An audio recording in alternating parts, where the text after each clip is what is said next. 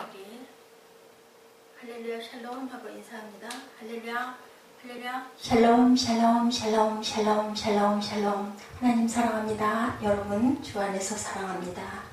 네, 오늘 신명기 11장 13절에서 21절 단비를 기다리며 라는 제목으로 말씀의 은혜를 나눕니다. 비가 내립니다. 가을 비죠. 촉촉하게 대지를 적시는데 그런 마음처럼 단비를 기다리는 저와 여러분들이 되시기 바랍니다.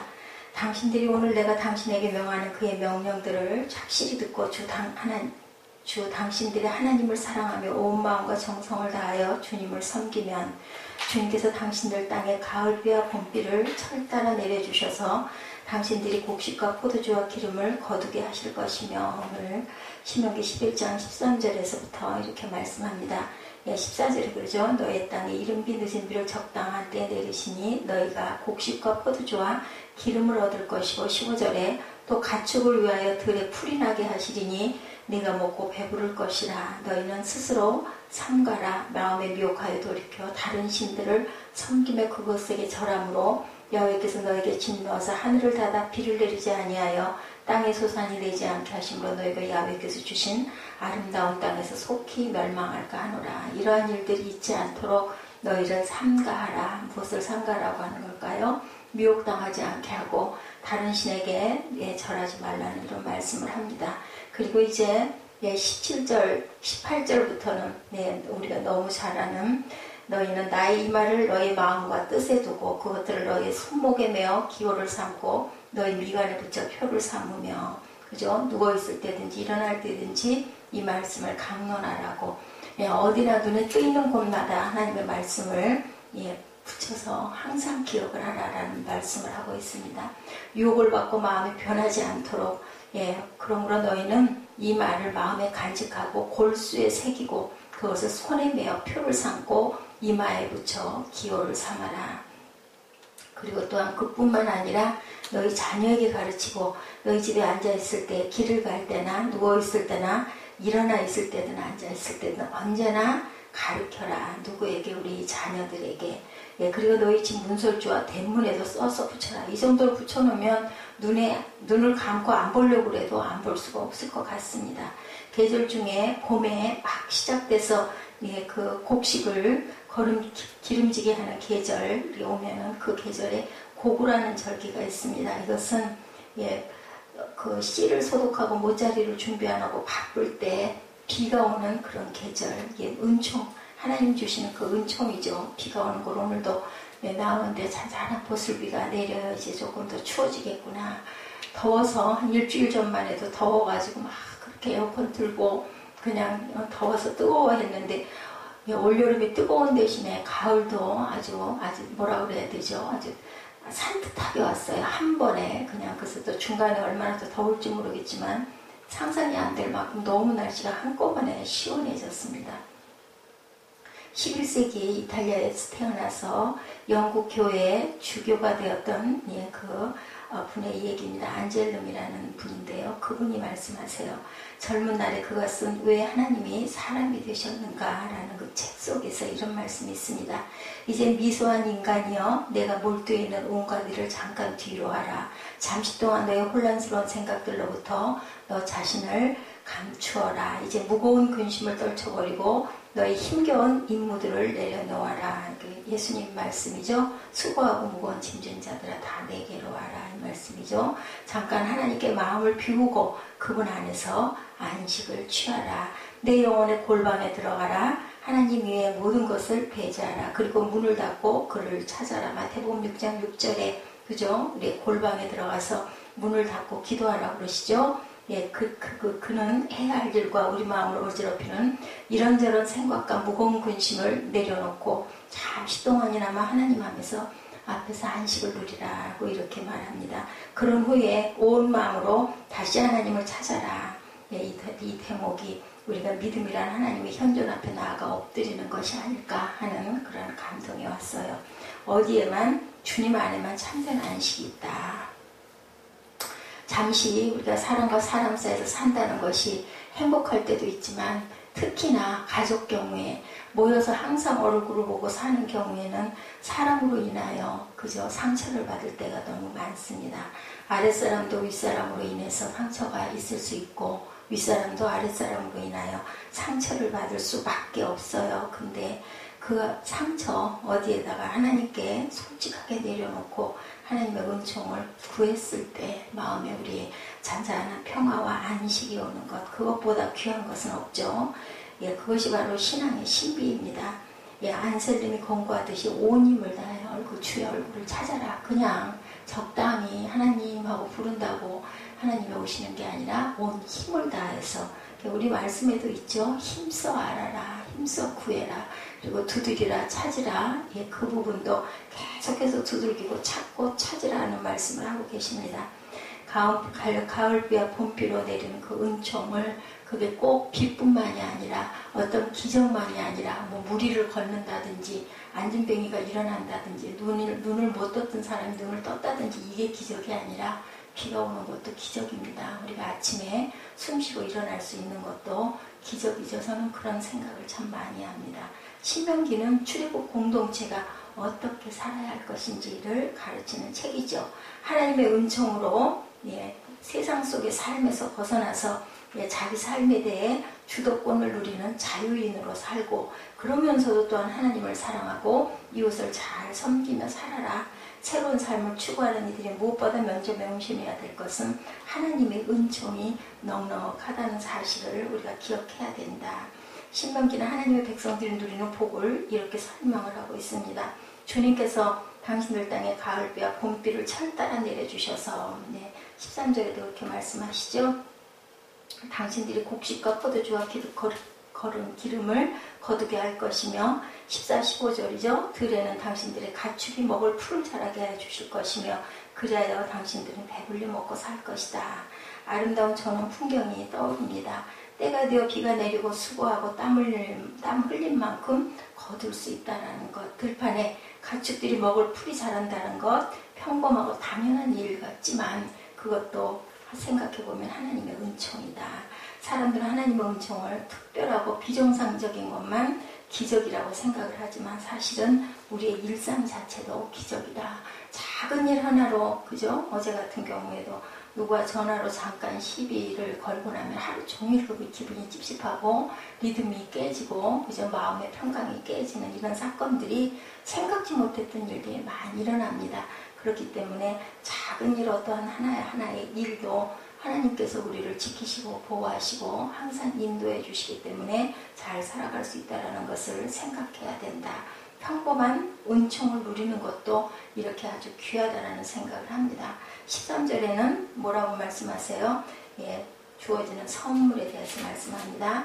오늘 내가 당신들에게 명하는 그 명령들을 잘 듣고 너희가 하나님을 사랑하며 온 마음과 정성을 다하여 주님을 섬기면 하나님과의 언약을, 문제는 파괴하지 않으면 하나님께서는 우리에게 항상 복을 주시겠다라고 약속을 한다라는 거죠.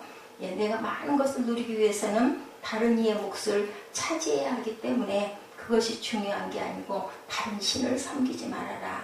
이웃은 어떻게 보면 경쟁자일 수도 있고 어떻게 보면 내 몫을 쪼개줘야 되는 그런 경우가 될 수도 있기 때문에 그런 것들에서 우리가 개개인의 것들만 추구하려고 하다 보면 세상이 정말 살기가 아주 냉랭한 세상이 됩니다. 특히나 가족관계 갈수록, 그죠? 가족 안에서도 그런 관계, 각자 자기밖에 생각하지 못하는 세상을 살아가고 있습니다. 그래서 우리는 항상 말씀을 명심해야 된다.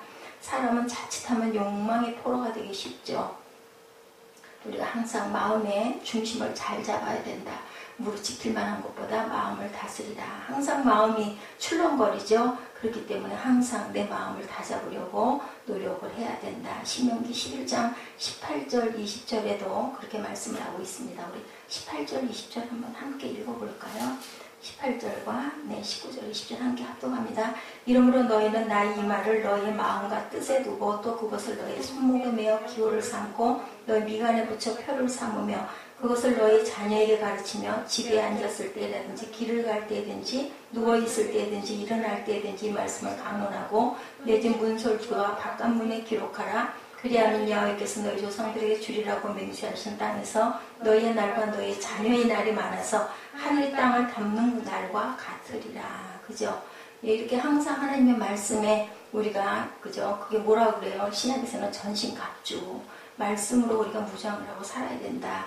그렇게 되면 갑주를 입게 되면 칼이 들어와도 창이 들어와도 찌르고 들어올 수가 없는데 방비가 허술하기 때문에 우리가 늘 상처를 받고 예, 그것으로 인하여 마음에 시험이 듭니다.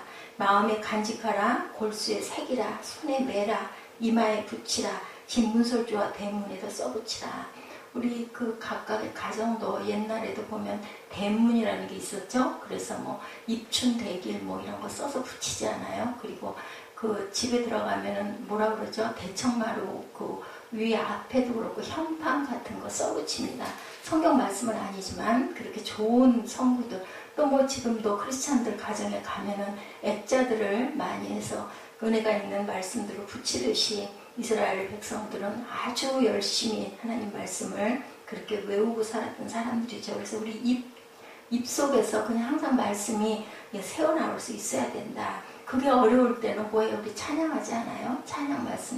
찬양도 가사가 전부 다 성경 말씀의 기준이기 때문에 하나님은 인간이 얼마나 유혹에 약한지 그걸 아시기 때문에 이렇게 너희들 계속 무장하고 살아라. 그래 내가 너희에게 은혜를 끼칠 수가 있다라고 말씀합니다. 이마에 붙이라는 말은 무슨 생각을 하든지 하나님의 뜻에 여쭈어보라는 뜻을 갖고 있습니다. 진문설주와 대문에도 써붙이라는 것은 들고 날 때마다 하나님의 뜻을 항상 새기고 생각해라.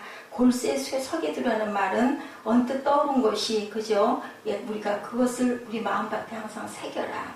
정야경 선생의 제자 가운데 황삼이라는 분이 계셨다고 합니다.